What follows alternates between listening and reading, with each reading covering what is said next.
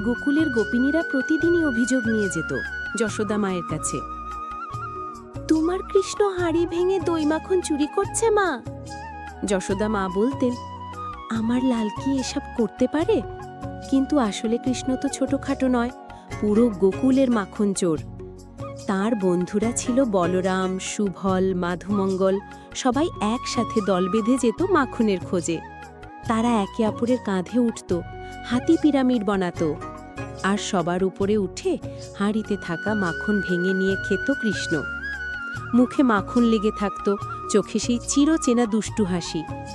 যশোদা মা রেগে গিয়ে ছুটে যেতেন, কিন্তু কৃষ্ণ পালাতো হাসতে হাসতে।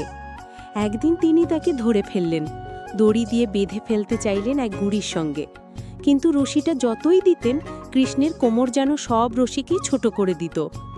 শেষে মা যশোদা কাঁদতে কাঁদতে বললেন, তুমি কে গো? আমার সাধ্য কি তোমায় বাঁধার? আর কৃষ্ণ মাখন হাতে বসে মিষ্টি হেসে চললেন। গোটা গোকুল তখন বুঝে গেল, এই ছেলে শুধু দুষ্টু নয়, সে যে স্বয়ং ভগবান শ্রীকৃষ্ণ। আমার চ্যানেলটা লাইক করো, সাবস্ক্রাইব করো আর পাশে থাকো।